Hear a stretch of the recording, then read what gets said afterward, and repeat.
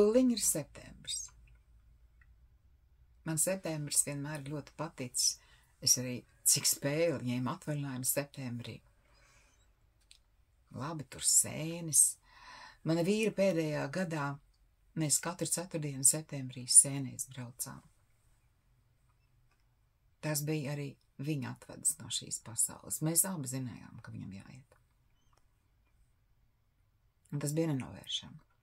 Bet tas bija 22 gadi ar vēzi. Tā kā es kaut ko protu gan. Un tie bija citi laiki.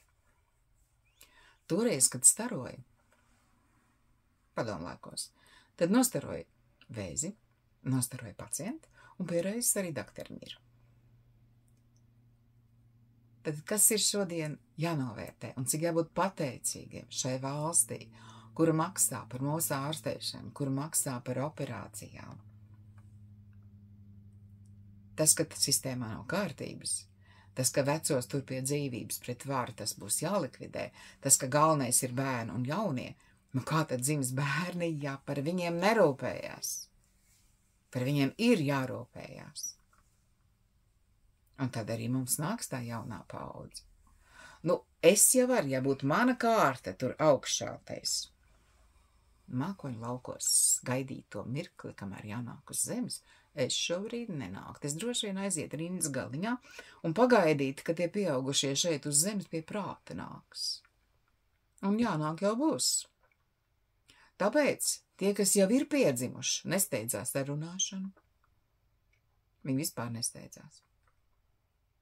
Bet tik un tā viņiem jāmāc ir kārtība, uzvešanās un neļaut ar sevi manipulēt. Un lūdzu necentieties saviem bērniņiem, saviem mazbērniņiem uzminēt, ko viņi vēlās un ar spilvēm tiņu pakaļ skriet, lai nokrīt. Jo tikai tad, kad pašam sāp, mēs saprotam, par ko tiek runāts. Nu tāds, nu tas cilvēks ir. Palasot senas lietas, un man patīk lasīt, nu cilvēka daba jau neko mainījusies nav. Bet būs jāmainās. Mēs tādi kokainīši vien tik esam. Ja es rītos spaidu tos spāņu gliemežus, citi man te saka, foj, bet, nu, gaļu taču jūs ēdat, gaļas ķēlēs griežat un vēl kā. Nu, bet tas labākais ir, ka vajag trauku, kurā viena daļa saspaidam un metam tos citus iekšā.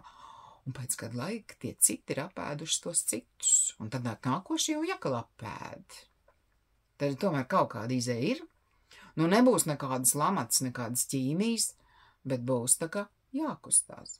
Un tā kā mums te ir tāds mazkustīgs dzīvesveids, tad būs tie gliemeži jāsāk lasīt, jo cits iespējas nav. Bet nu manā dārzā viņi ir apēduši mazos palākos un arī tos ar mājiņām.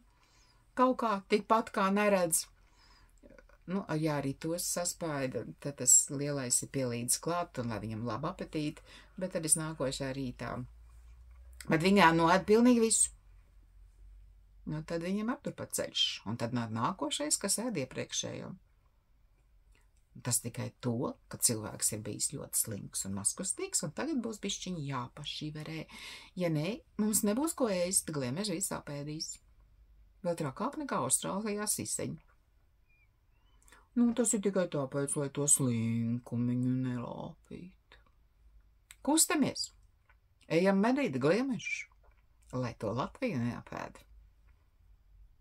Lai jums veicas medībās!